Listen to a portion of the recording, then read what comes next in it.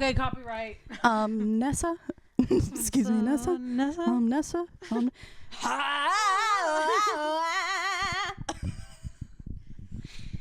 Oh shit. We rolling? Yeah, we're rolling. Oh, hold on. Rolling. This is our musical episode. Rolling Except on it's a not river. a musical. But Today we're gonna talk about Cynthia Nessa? Erivo for the next 36 hours. I could, and I will, and I want to. Yeah. Nessa. I saw a TikTok today that was very silly. We're talking about Wicked, not in the episode, but right now, briefly talking about Wicked. Oh, if you don't know what we're talking about, We're in, buddy. fucking tune out. No, I saw Then tune this back in. TikTok that was like, Wicked is so spot on with having the romantic leads being a lesbian and a gay, and there's the secondary characters have a romance that like broke up a marriage. Not necessarily a marriage, but like whatever. I'm not doing justice to this TikTok that I watched, but it just really lines up with like my high school theater experience. I feel like this is the vibes that I think it feels like that because also pretty much everyone in that movie, which is what you want, quite honestly, everyone in that movie is a fucking theater kid. yeah. Everyone and their mother, including like crew, like everyone in that movie was just kind of happy to be there. And so It's crazy that it's a product of that. that hasn't been a thing in the past where we're making a musical. We should hire people who like musicals and are good at them. We should hire a director who's like in love with musicals. No, they'd never. It's great. That's in the year of 2024. They're like, maybe that'll make a good one. And it did. Wicked was a banger. And I think Nessa? it'll age well, actually. Excuse me, Nessa? Nessa? I gotta Jane. confess. Jane. I'm sorry. No, it's okay. We now have this Putting our fancy volume up low. board for recording. We now have this fancy board, and it's crashed my computer before on the last podcast, and it makes me really fucking stressed out. But let me just do a quick. Let's intro them in real quick. Yeah. This is our 4th episode. Welcome to Dr. Seuss What? Part 1, I guess. Oh. And for those of you who've never listened before, welcome to How You Holdin' Up, where I, Jane, and I'm Dagny. Dagny, explore the wonderful world of media and how it's held up.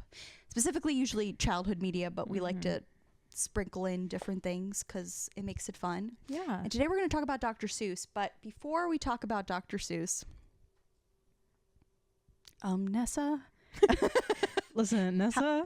Listen, Nessa. How are you holding up, Dagny? I'm good. Sorry I so aggressively said what, because I thought you were saying the name of our podcast was Dr. Seuss. And I was like, it's only been a couple of weeks since we recorded. You already forgot the name? There probably is a podcast that's all Dr. Seuss. Absolutely. I'm and sure it's there's not more than what one. you think it is. No, they don't talk about Dr. Seuss. Anywho, how am I holding up? Depends when you ask. Right now, pretty good. Yeah. I'm hanging with my friend. Yeah, I'm pretty good with you usually, but that's a bad determiner because most of the time, Not holding up well. Barely holding on. Held together by Elmer's glue. Oh, go ahead. Tell us how you're holding up. That's what. So I'm holding up fine. I saw Wicked. No, we just had Thanksgiving, and that was nice. I went to South Carolina. Had never been. Yeah, how was that? It was nice. If you're in South Carolina, give us a shout out. Yeah, We have an email now. we do have an email. I'll say it at the end of the episode. You have to wait. Yeah, you gotta wait till the end of the Don't episode. skip ahead. You have to wait. But so John, That'll my make me boyfriend, skip ahead. his sister, they skipped ahead. They're not hearing this anymore. She got drunk at a silent auction and Hell yeah. bid on a beachfront house in South Carolina for a week, Hell yeah. and it was lovely. How much was it? I didn't ask. Okay. I was scared to ask. I didn't want to ask. I'm gonna guess. I was just grateful. I was thankful. For the weekend, I'm gonna guess. You don't have to guess, but I'm gonna guess. For however many people she wanted. Well, it was like a 4-bedroom, but could sleep probably like 12 people. I'm gonna guess like 60 grand. No. Oh my god. I love I when don't someone know. says, I think it's a really funny idea to be like, can I guess? And then you guess like the most wildly inaccurate thing. Like, Yeah. I'm gonna guess what your mom's name is. Ralph. How'd you know? Whoa. It's such a Oh. unique one. Sorry. Toesies. Stuck my foot No, put them back up towards there. Jane's. I might kiss one. Gross. I'm making myself too much at home in this No, apartment. put your little foot up. You wanted it up there. I Put did. it I back did. up. I like to sprawl out. Me too. But otherwise, Thanksgiving felt thankful. Wasn't thankful for how long of a trip it was to get home. I had to fly in and out of LAX, and that nearly broke me. Yep. I'm a Burbank girl through and through. Oh yeah, when they canceled the Burbank flight from Burbank to JFK, I died inside. Yeah. I died inside. But People don't get it. If because you don't, were you able to fly from Burbank to Texas? yeah. This is the first time I've flown out of LAX since probably, I want to say ever, but I know I've flown out of LAX at least once, but that's how much work I put into not flying in and out of LAX. Yeah, I mean, I can't do it anymore. It doesn't make sense anymore. Like, it's cheaper to fly out of LAX, Yeah. like with the stops and stuff, but there used to be a nonstop. JetBlue, you piece of shit. No, we want the sponsorship. JetBlue, they don't give a fuck about us. Airline never companies don't care about people. We are like a small percentage of their economy. The rest Yeah. is like packages and all that other shit. It's true. We are nothing to them. But JetBlue, and- if you're listening and you didn't skip ahead to our email. Give us our fucking flight back. Yeah. Yeah, I don't have too much to report. That's good. So That sounds like a overall, fun getaway. good vibes only for now. Ask me again in an hour. Who knows? That's going to be a different podcast. That's our other podcast, our After Dark podcast. That's Not You're holding up. Not holding up at all. Holding up. Okay, Jane, Yeah. how are you holding up? Better than Nessa. Nessa? Nessa. I'm sorry, guys. I'm sorry to whoever listening to this. I have rotting TikTok brain, and everything about everything containing Wicked in TikToks has been taking over my brain. I've been doing pretty good.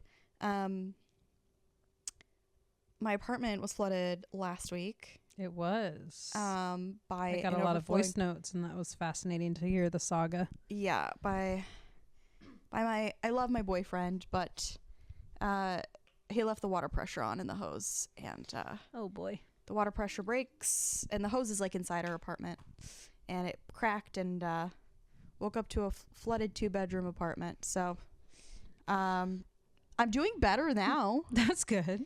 I would hope. It's dry in here. We're It's in dry said in flooded apartment, and it's dry. Did not fuck around. I got a vendor. I sent a vendor to him the day of and was like, we're getting this done right away. And they came and they set up fans and they set up a dehumidifier, and it's pretty much dry within 2 days. That's But great. now we have a water tank outside, and I'm very Yay. grateful for that.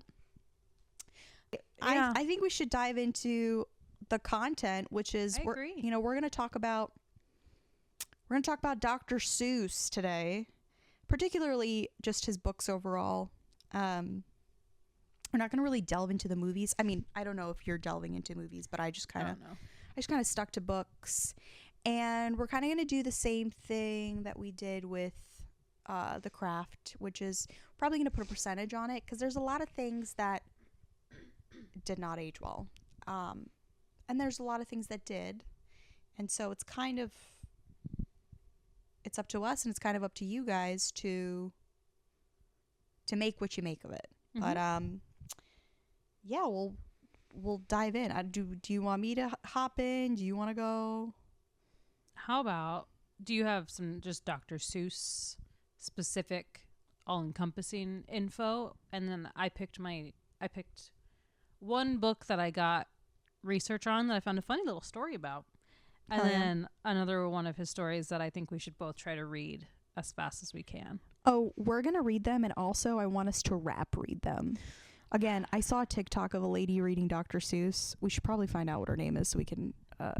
Oh yeah, we'll find her. But the one who was like, Fox and socks on Fox. That's like, one of the ones that I have. Okay, perfect. Because that is, we have to rap read that. That's the only way you read Dr. Seuss. Oh, Anyways, okay.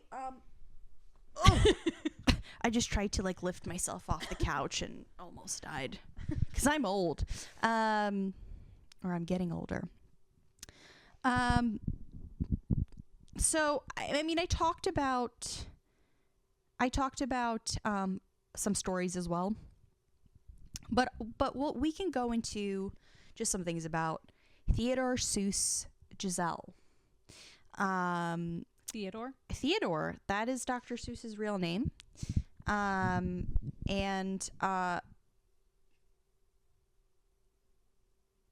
He was kind of ahead of his time. A lot of the stuff that he wrote was about what was happening around him, whether it was, the Vietnam War or like preservation. That's how we got the Lorax. Mm-hmm. But he tried to kind of pay attention to the world around him, which is what you want from a children's books writer.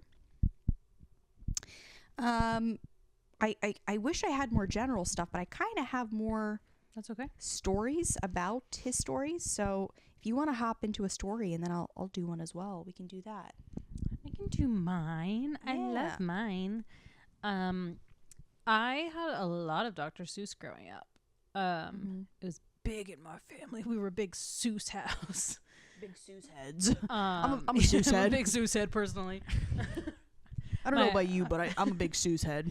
Big Seuss head, and one of his novels that stuck out to me, really spoke to me as a child, was Green Eggs and Ham. Yum, yum, yum, yum. Still sounds delicious. Still sounds good. And I took the notes that I have written, I took last week, and I was rereading them and giggling to myself. Because I find myself very funny sometimes. You are very funny.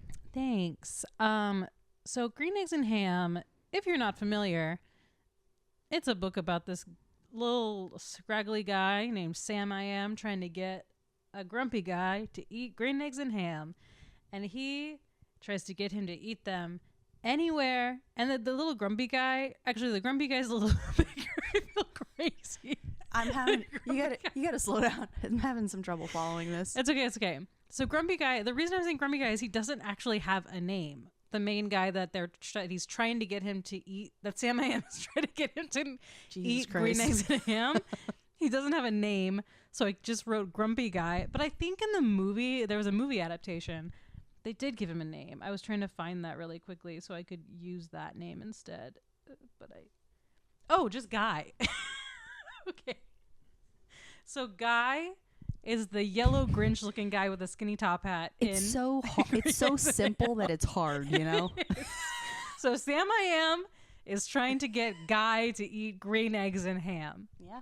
And he wants him to do it anywhere. And my takeaway from this movie, or this book, oh my God, from this book is that I agree with Guy. I agree. I agree with him. Like, when I was growing up, I was like, man, just eat the green eggs and ham. But Sam I Am was not pitching this well. Sorry. It's fine. You start rhyming he also as you wants talk him about to this. eat it with animals, a mouse, a fox on another occasion, and a goat. Do you want to eat your breakfast with animals? No. Okay. He also suggests to eat him on a car, on a train. You're just gonna just read it at this point. I like trying to do this without reading it. Anyway, so he's trying to get him to eat it any old place. And of course, Guy is like, no, I don't want to eat your, at this point, probably cold, old eggs and ham. He's like, I'm not hungry or respect my boundaries. Exactly. And I wrote, in this section of my notes, I wrote, no means no, brother. Yeah. He said no every page. And Sam I Am was like, eat my eggs. Eat my fucking eggs, bro. Eat my huevos. And then in the end, Guy does end up eating the eggs, the green eggs and ham, and gets Samaya, and it acknowledges that they are actually good. But that also raised me to think, does food coloring exist in the land of Dr. Seuss? Or did like a green chicken just poop out a green egg? You wanted to say shit. I did. I don't know And why I you should've. censored myself then. Oh, this is a children's podcast. But poop is a funnier word than shit, in my opinion. Yeah. And that's what I'm here to talk about today. I always thought, by the way, I always thought as a kid that it was... Or a green pig. I always thought it was... I always thought it was real, like, for that... It was for that universe. Yeah. Like, that makes sense for But that. they just... Oh, so their eggs are always green. Yeah. I just thought, like, Interesting. in that story, there's green eggs and ham. Fair enough. I got too in the weeds, got lost in the sauce of the That's okay. Talk about it. No, it's okay. Also, I don't know why I necessarily wrote this note, but I said, is this about animal abuse? So, I have something kind of interesting to tell you about this story. Oh, Because, wait. Do you have the fun fact about it? I do have the fun fact. Okay, go ahead. I was getting to it. I'm so sorry. Well, I'm so maybe sorry. it's a different fun fact. I don't Okay, know. We'll okay. see. There's actually 2 fun facts that I got. Oh, shit. One, green eggs and ham was only created because Dr. Seuss made a bet with his publisher for 50 doll hairs, which is about $500 our cash money in 2024. But the bet was his editor challenged him to write an engaging children's book using only 50 words. The book itself is longer than 50 words, but you can only use 50 words within the book, hence the repetition. In all of Dr. Seuss's books, but specifically this one is like heavily repetitive. But let's see, what else did I wrote? Literally For one of his most comparison, famous ones. The Cat in the Hat uses 225 words. Yep. Seuss accepted the challenge and created the well-known story about Sam I Am persistently trying to convince someone, and then I put in parentheses, I believe the character's name is Guy, because I was struggling to keep them straight, the 2 characters. But Sam I Am persistently trying to convince someone to eat green eggs and ham, ultimately winning the bet by publishing the book in 1960. I also read something that said apparently it's very challenging for Dr. Seuss, or apparently it was very challenging, and Dr. Seuss essentially used spreadsheets to make sure he didn't go over 50 words. And then a number of famous people or chefs have been inspired by green eggs and ham, including Martha Stewart, Rachel Ray, and Paula Deen. I'm a victim of copy and paste. you can name Paula Deen. It's fine. She used to cook. Okay. She's just She used to cook. crazy lady. Yeah. That's okay. And then the other You made it sound like Voldemort. I was like, she canceled, but like it's okay, girl. You can still say her name. Yeah. I do have one other. Man, my nose is running because I think laughing. Binging with Babish also did green eggs and ham. Oh, they're nice. Because he does a lot of like if you guys don't know, Binging with Babish is it's a channel of a chef who he doesn't do it as much anymore, but he used to do just like his whole channel was like food from media, which is fun. Yeah. So I think I'm assuming he did it. It's a very famous book, but And as far as I know, he hasn't been canceled. Okay, and then the other little fun story that I found was that I'm just going to read this because if I try to say it, I'm already fucking it up. Anyway, a federal judge used green eggs and ham as an inspiration in a 2007 court order after receiving a hard-boiled egg in the mail from an inmate protesting his diet in prison. Written in rhyme, the judge ordered the egg destroyed. I do not like eggs in this file. I do not like them in any style. I will not take them fried or boiled. I will not take them poached or broiled. I will not take them soft or scrambled, despite an argument well rambled. No fan am I of the egg at hand. Destroy the egg today, today, I say, without delay. And I just love that this judge is so unserious that he wrote his own little poem inspired by green eggs and ham because he got a hard-boiled egg in the mail. this judge was like, I don't give a shit what you eat in jail. Mm-hmm. He Why gave you in enough there? of a shit to rhyme, but Why you in there, bud? yeah, Huh?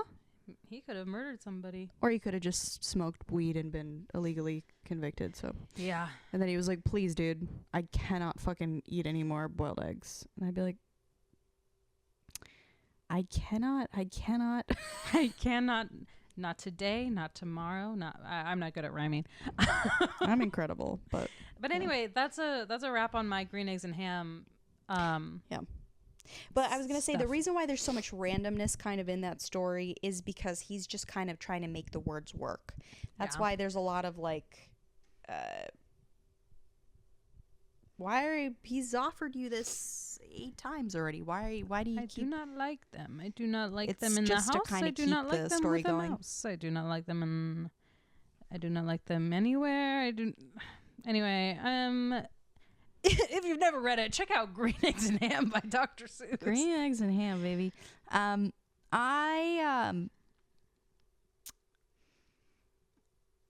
did a couple things. One of the stories I really liked was "Oh, the Places You'll Go," and something interesting that Classic. I've noticed about Dr. Seuss is that some of his books he illustrated, and you can tell right away he has a very specific style. Some of them he didn't. Like "I'm Not Gonna Get Up Today" was not illustrated by him. I don't know why. And I tried to look it up why, and there was no kind of inspiration. But anyways, something I said about "All the Places You'll Go," we'll do a little excerpt from it because it's just I think it's meant to, it's a very real depiction of growing up and making your way in the world in a very simple way. I think that's what Dr. Seuss does best. And we'll do the little part. Congratulations, today is your day. You're off to great places. You're off and away. You have brains in your head. You have feet in your shoes. You can steer yourself any direction you choose. You're on your own, and you know what you know, and you are the guy who'll decide where to go. Very nice, very like sweet and there's a part that really made me kind of laugh. Dr. Seuss does this thing where he'll like rhyme, and then he'll stop, and it's really jarring. Mm-hmm. And there's a part in the book where you're moving along, and then you end up in this place where everyone's waiting. And everyone's just waiting and kind of watching the world go by. And I laughed kind of out loud because I'm trying to get to the part for you guys because it's so funny how he launches into it. Yeah, I have the book in front of me. Okay, it's like this. And if you go in, should you turn left or right in 3/4, or maybe not quite, or go around back and sneak in from behind? Simple it's not, I'm afraid you will find, for a mind maker upper to make up his mind. And then it goes, you can get so confused that you'll start into race down long wiggled roads at a breaknecking pace and grind on for miles across weirdish wild space, headed I fear toward a most useless place, the waiting place for people just waiting. And then it goes, waiting for a train to go, or a bus to come, or a plane to go, or the mail to come, or the rain to go, or the phone to ring, or the snow to snow, or waiting around for yes or no, or waiting for their hair to grow. Everyone is just waiting. Very funny. And then there's just the last part that is, it's a very real. This is like the classic college graduation gift, where you like write a nice message in. Did you get one of these at graduation? I think I did. For just kind of survive, you'll be okay kind of thing. Yeah, just like a graduation gift. I don't remember. I think somebody gave it to me and then wrote like a nice note inside. Yeah, it's kind of how it feels. It's like you'll be okay. And I like that it doesn't lie to kids, because this part is very like, except when they don't, because sometimes they won't. I'm afraid that sometimes you'll play lonely games too. Games you can't win because you'll play against you. Like, all of that is very like, he's telling you you're going to have a good time, you're going to have a standing still time, and you're also going to be depressed. Yeah. And that's normal. That's all part of life. So I really loved this story.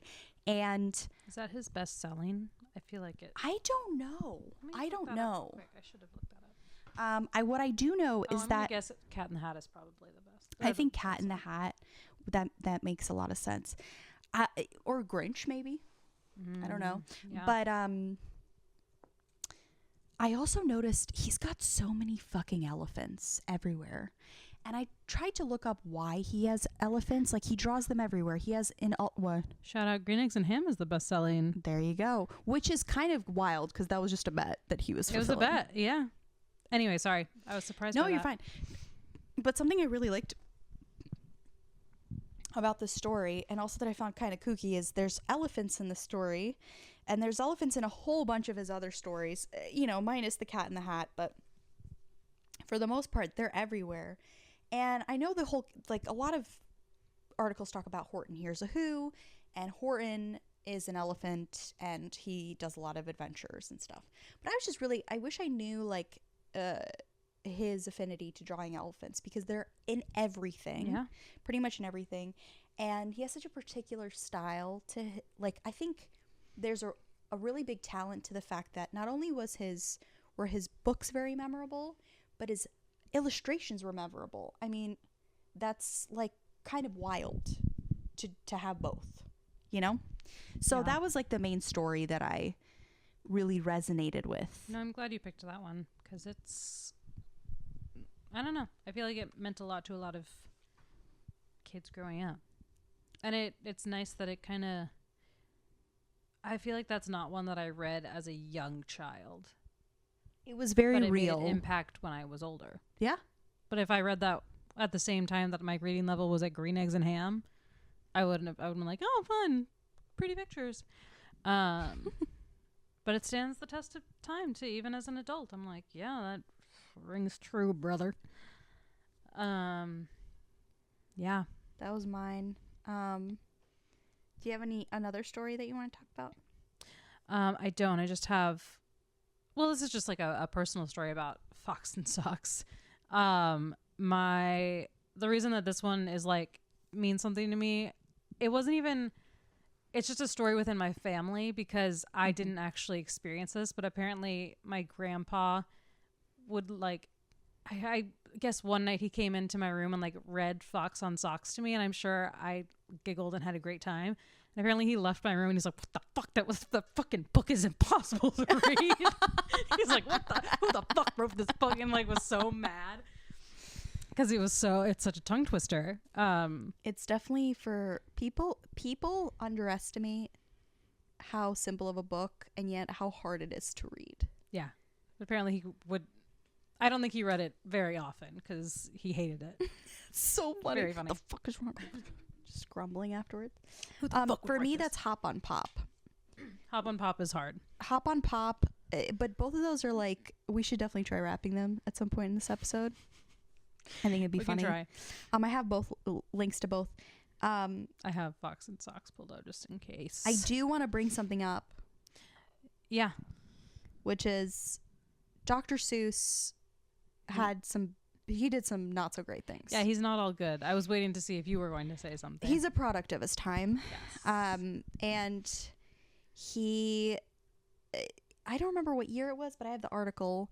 They decided his estate actually, which I think is pretty nice. His estate, his family decided to go through his books, and they were like, okay, well, we're going to ban 6. We're going to stop printing 6 of these because they just are not with the time.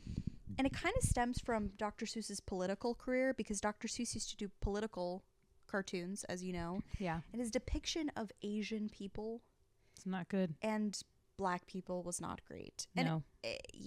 there was a lot of and one of the books I mentioned was On Mulberry Street. On Mulberry Street is one of the books that's no longer printed, or new copies aren't printed, because this boy talks about what he's seen on Mulberry Street, and he makes up all these stories.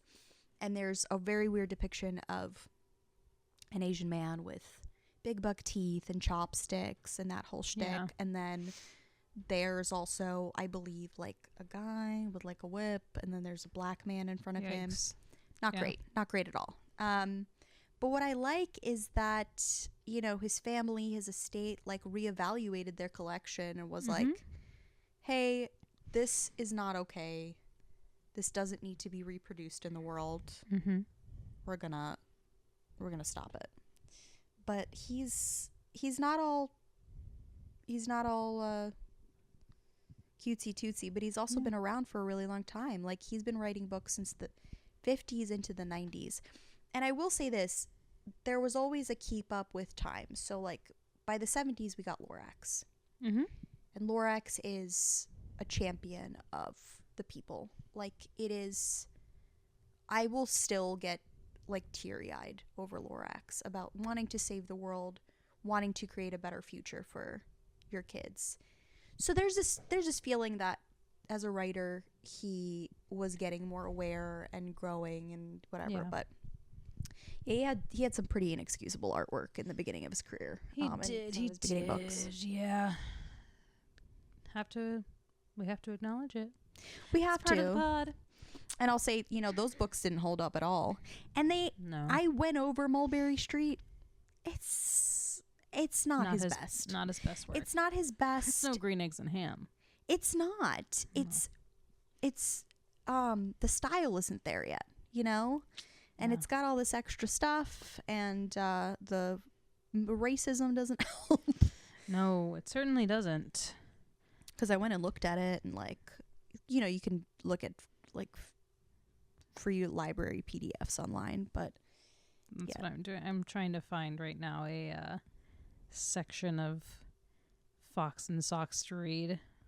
oh, for a little wrap. Yeah. After we do that, I'll read a couple fun facts and then Wrap this guy up. Yeah. This is not going to go well. I can't guarantee I'm going to rap. I'm going to just try to You read better- this quickly. Come on, you better give it to us. Give it to us. Give it to us All right. hard. I'm picking a dumb page. Gooey chew for chewy chewing. Commit. Okay. Gooey goo for chewy chewing. That's what that gooey goose is doing. Do you choose to chew chew goo too, sir? If sir, you sir choose to chew, sir, with the goose goo goose.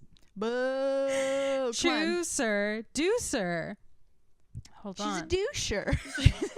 Wait, here's another one. Different vowels. Through these three trees. Fuck. Hold on. I'm gonna stop trying to rap because this one is actually hard. Through these cheese trees, three free fleas flew. While these fleas flew, freezy breeze blew. Freezy breeze made these three trees freeze. Freezy trees made these trees cheese freeze. That's what made these three free fleas sneeze. Oh my god, I can't do better. That was. Can I tell you something? That was pretty bad. I know. I know. No, I know. Like, your foot was a little stressed out there. My toes are like pointed pointed. fully. I'm trying. It's hard. I get it, Grandpa. All right, let me try Hop on Pop. Okay. You're gonna do great. I also, Hop on something Pop about is me. also for younger kids, though. He did different age groups. Got it. Something about me, real quick. I'm not good at reading a screen. I think we talked about this We've on talked an earlier about this, episode. and it's one of the things I love the most about It's you. really so It's- hard. it's If I so- had the book of Fox and Socks in front of me, I bet I could do it. Can I tell you something? That's what makes this podcast great. And that's why I love that we read off of Google Drive. Oh man. Okay. Oh, we don't do that. I mean, we have all the information memorized. Obviously. Hop on Pop by Dr. Seuss. Up, pup, pup is up. Cup, pup, pup in cup. Pup, cup, cup on pup. Mouse, house, mouse, mouse on house. House, mouse, house on mouse. All tall, we are tall. All small, we are small. A ball, we all play ball, ball, wall, up on the wall. I thought you guys would like that. So yeah, I pretty much fucking killed it. I gotta say, Mine was easier. what? Yeah, yours has 6 words on a page. Look at this page about Ben. Can I try? Read the page about Ben. I gotta do the page about Ben. All right, you guys ready for some fucking artistry right now?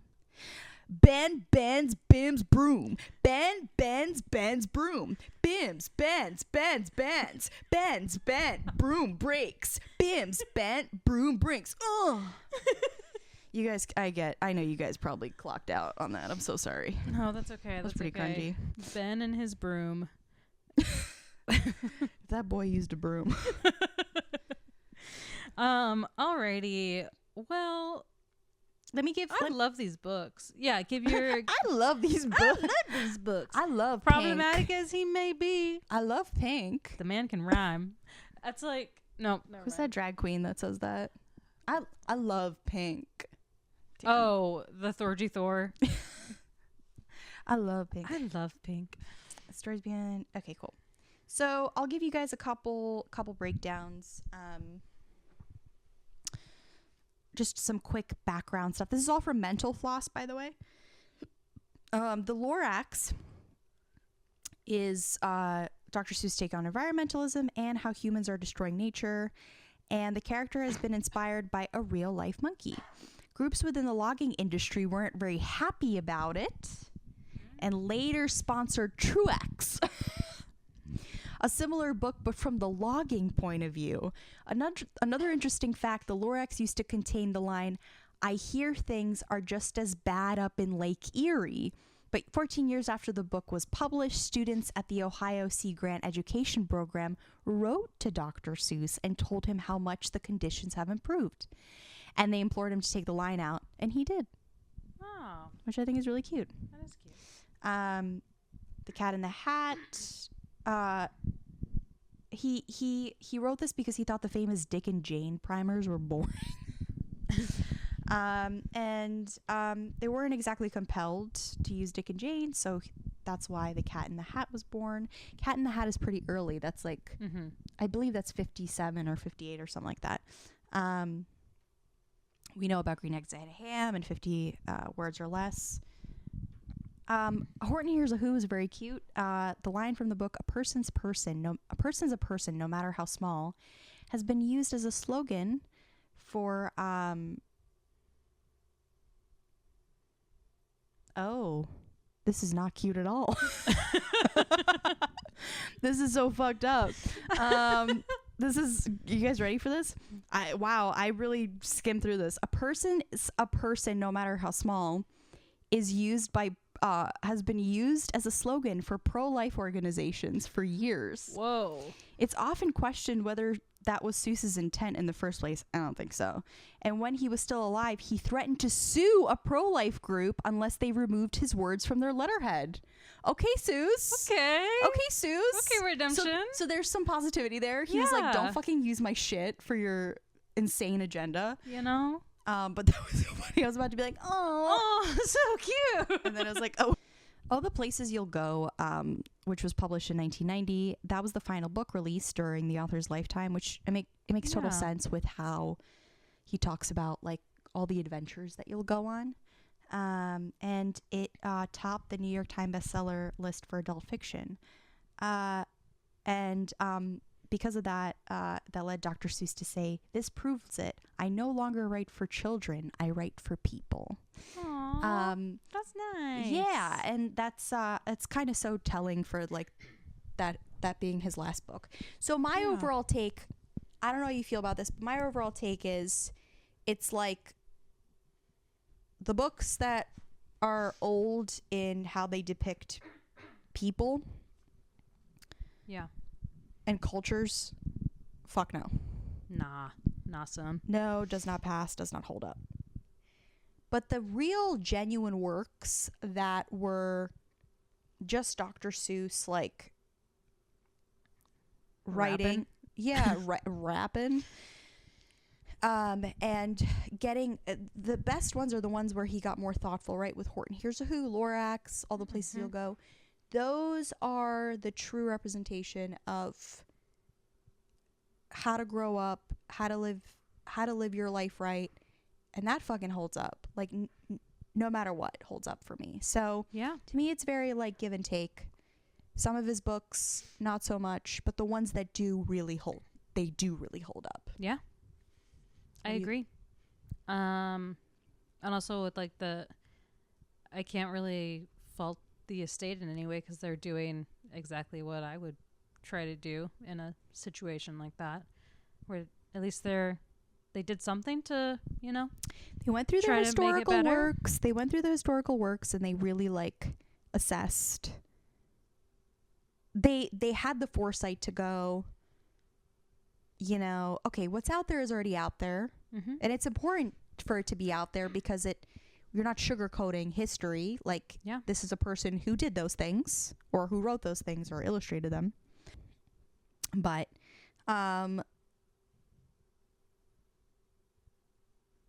you know, vowing to not continue to promote it. Mm-hmm. That's a very big deal. It's kind of cool. It is cool. I love Dr. Seuss. I do. It was Dr. Seuss was Big very part of my kid. Yeah. My kid. It's a big part of my kidhood. My kidhood, but it was Sorry. it was a big part of your childhood and mine as well. And I think it taught people how to rhyme and even like to like poetry. Mm-hmm. Wait till we get into Shel Silverstein. Oh my god. Poems. But yeah, that's Yeah. kind of the final consensus that we both have. Yeah. I say, check it out. If you never heard of the guy, of the books, take a read. Take a rap. Yeah. Rap it Yeah. out. Go rap it out to yourself. Do it on a train full of people. Yeah, I think people would love that. But yeah, what a fun one. I had fun reading these. You gonna close this out? I am gonna close this out. Also, are you gonna... Okay, sorry, go ahead. I keep interrupting you. Please continue. Nessa, Nessa? did you have Nessa? something to say? Confessa? Nessa? I was just gonna say, guys, we have an email. Oh yeah, I'm getting there. That's why I Guys, was like, we have an email. that's why I was like, let me shut up. No. Yeah. It's right here. So before I do our outro, that's obviously so polished, and I'm put in effort to make it better since the last time. Yeah, goddamn. I haven't, but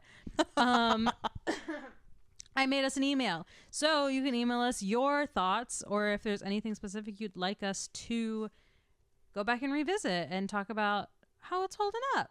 And you can email us at, you guessed it, howyaholdingup@gmail.com. And that is ya, as in YA, and Holdin without the G. How ya holding up. Basically, it's the same title as our podcast. It's the title So- of our podcast. So if you need to know how to spell it, just look at the just podcast look you're at looking it. at. Yeah.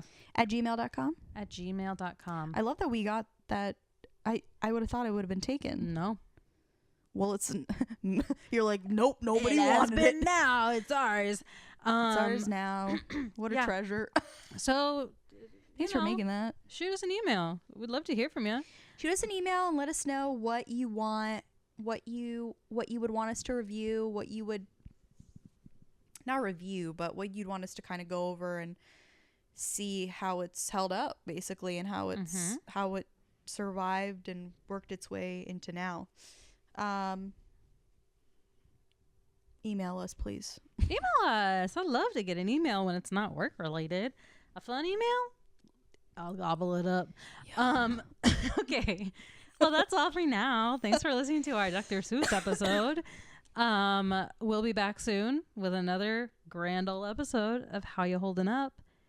But until then, bye, Jane. Bye, Dagny. Bye-bye.